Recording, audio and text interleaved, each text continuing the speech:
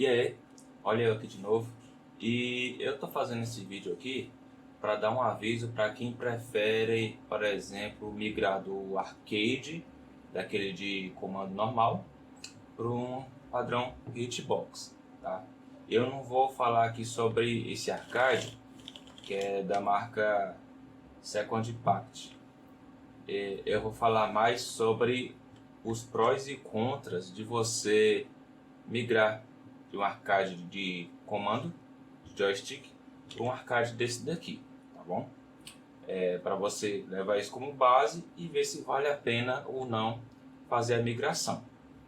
No meu caso aqui, eu vou citar as vantagens que existem, tá, para você estar escolhendo um controle arcade hitbox. Esse hitbox aqui é o padrão americano.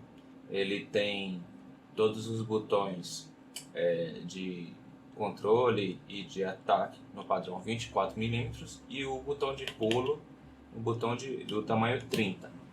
Tem alguns modelos desses que é todos de 30, né? Só que eu quis escolher o padrão americano. Vamos aqui a algumas vantagens que esse tipo de controle tem.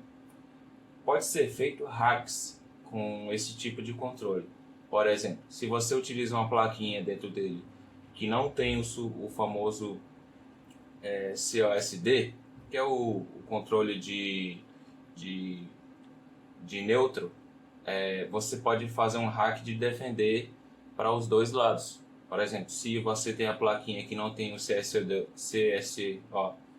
Clear, você pode, por exemplo, segurar para trás e para frente e ele vai estar defendendo para os dois lados, entendeu? Não é à toa que esse tipo de controle aqui, ele é banido em alguns tipos de campeonato, caso você não tiver a plaquinha com o limpador de CSOCD, tá? No meu caso, a plaquinha que eu tenho aqui, ela tem esse limpador de CSOCD, então se eu segurar para trás e para frente, ele fica parado, dá neutro, e se eu segurar para baixo e para cima, ele fica dando só para cima, que é o pulo como padrão. Os comandos normalmente de hitbox, eles são mais rápidos do que um comando de você usar uma alavanquinha, por exemplo. Nos jogos que precisam de R-Dash, tipo X-Men, Marvel's Capcom e tal, para você fazer o R-Dash, você tem que apertar para baixo, para cima, para ele dar o R-Dash. E depois diagonal para frente, com os 3 socos, para ele descer com um dash vindo, né? No nosso caso aqui, você não precisa deslocar para baixo, perdendo tempo deslocando para baixo, perdendo deslocando para cima, porque todos os seus dedos já estão nos lugares. Então, se eu quiser fazer um R-Dash, eu aperto para baixo, para cima, para baixo, para cima, para baixo, para cima, porque os dedos já estão no local. Então, você ganha alguns milissegundos de input nisso. Então, ele tem, pelo menos a parte de pressionar, muito mais rápido do que a parte de você mover na alavanquinha. E isso te causa umas vantagens a mais se comparado com a pessoa que utiliza um controle de joy. Como, por exemplo, eu posso segurar para baixo e diagonal e, por exemplo, a subida de chute do Charlie, o que a gente chama de roles de chute, né? Para poder fazer isso no controle normal, você tem que segurar para baixo, carregar, né, por alguns segundos, depois apertar para cima um chute para poder lhe fazer o chute forte, né, de facão subindo. Aqui não. Eu posso segurar, por exemplo, para trás e para baixo, que já automaticamente eu estou segurando a magia. Vamos supor que eu quero apertar soco full, que é aquela magia que ele solta para frente, que é o Sonic Boom, né? Se eu segurar em diagonal e depois apertar aqui para frente com soco forte, eu faço o Sonic Boom. Nesses mesmos dedos aqui, se eu apertar para cima com chute, eu faço a subida de facão dele, entendeu? Para poder fazer isso num controle de alavanquinha, por exemplo, a subida, eu teria que fazer diagonal e depois para cima com o chute, né? E no caso você perde tempo deslocando o comando. Aqui não. Aqui eu só faço isso aqui, ó, sem nem precisar tirar os dedos e deslocar nada. Então a gente ganha um tempo nessa parte aí. Ou seja, os inputs aqui são mais rápidos. Lógico, se você tiver uma plaquinha PCB com um tempo de resposta bem rápido, seus inputs aqui vai ser rápidos também. Porque não adianta você fazer um input rápido se a plaquinha tem um delay até fazer aquele input no jogo, entendeu? Então se a plaquinha tiver uma resposta rápida, você vai ter uma resposta rápida também no jogo, tá? Tem coisas que eu consigo fazer atualmente nesse tipo de controle aqui que era impossível de fazer no arcade antigo que eu tinha de alavanquinha, tá? De comando que você podia estar fazendo. Outra vantagem de controle hitbox, fora essas que eu citei dos inputs mais rápido e desses hacks que você pode fazer segurando dos lados e tal, é de você poder usar ele no colo mais facilmente. Por exemplo, no colo, se você tiver um arcade, dependendo do manuseio, se você faz um Hadouken muito forte, ele balança no seu colo, entendeu? Aí atrapalha bastante o jogo. Mesmo que seja um arcade de marca, eu já tive um arcade de marca e ele era um pouco pesado, mesmo assim, dependendo do jeito que você for jogar no jogo, ele acaba balançando no colo. Aqui isso não ocorre, porque ele fica no seu colo e você não balança nada, porque seus dedos ficam tudo em cima. Se eu quero fazer um Hadouken, só faz isso aqui. Tatsumaki, aqui. Para baixo, para cima, aqui. Então você não move nada, os seus dedos simplesmente apertam as teclas. Outra vantagem é depois que você acostuma com esse padrão aqui, jogar qualquer outro tipo de jogo não vai ter dificuldade, porque você já sabe onde vai ficar cada botão, para trás, para baixo, para frente e cima, ok? Se for jogar um Tekken Fight é a mesma coisa, vai ser a adaptação tranquila, porque você já aprendeu o tipo de layout do controle. Outra vantagem do Hitbox é quesito manutenção. No usuário de alavanquinha, você precisa ficar dando manutenção, porque ele tem uma bucha de plástico e ela precisa ser lubrificada com uma graxa específica, entendeu? E quando você vai jogando uns meses ou anos, essa bucha vai desgastando e seu controle vai ficando mole. A alavanquinha fica mole e aumenta a dead zone, entendeu? Então, além de aumentar a dead zone, você tem que readaptar a essa dead zone no jogo. E isso quando você não precisa trocar a bucha, gastar dinheiro, fazer manutenção. No Hitbox isso não ocorre, não tem manutenção, porque todos eles são botões. A única manutenção que você precisa fazer aqui é caso um botão começar a falhar, você pode tentar abrir ele para consertar, ou caso não tivesse paciência para poder consertar o botão, você compra outro e troca. No caso, compra o conectorzinho que fica embaixo, que nesses botões aqui são micros mecânicas, tá? Então, no quesito de manutenção é muito baixo se comparado com um controle de alavanquinha, que nem eu já tive há algum tempo atrás. Agora eu quero mencionar aqui as desvantagens de você utilizar esse tipo de controle. Bom, vamos começar aí por o básico. Para fazer meia-lua no controle de alavanquinha, você simplesmente faz só isso daqui, né? Aqui não. Aqui você tem que fazer aqui, aqui, solta esse, aí aperta esse, solta esse, para fazer a meia-lua certinha, como se você estivesse fazendo em um Joy, entendeu? Se você simplesmente fizer só isso aqui, ó, o input de meia-lua não sai e o boneco lá no jogo não faz.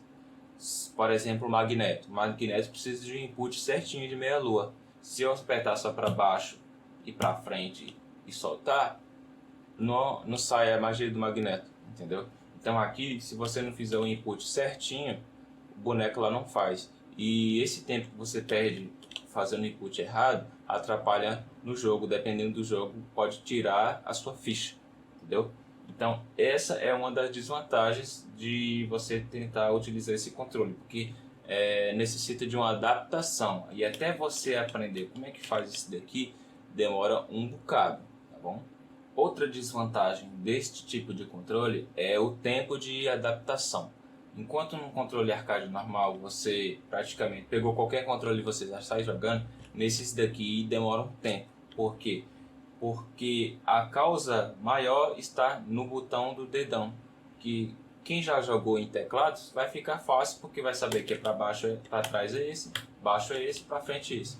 O problema é o botão para cima.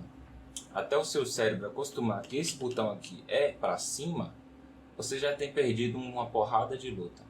Se você tem tempo livre para ir praticando todos os dias, beleza. Questão de uma semana você já aprendeu o layout aqui, já sabe que isso aqui é para cima. No meu caso, que eu só tenho um dia na semana livre para praticar, então demorou um bocado. Eu demorei cerca de um mês mais ou menos para pegar o estilo do controle e conseguir jogar quase como eu jogava antes, entendeu? Então, para quem tem tempo para praticar, ótimo. Uma semana você consegue pegar o layout aqui tranquilo, já está jogando quase que nem antigamente. Se você joga só de vez em quando, você vai demorar um bocado aí, que foi o meu caso. Outra coisa também, se a pessoa que for jogar nesse padrão não tiver paciência para aprender o layout, esquece esse tipo de controle. Fica num padrão de alavanquinha mesmo, que vai ter menos problema. Porque esse controle aqui ele tem vantagens também, mas como eu estou mostrando, tem desvantagens, que é essa curva de aprendizado. Se a pessoa não tem paciência para poder aprender novamente usar um outro controle, fica no tradicional, que é melhor, tá?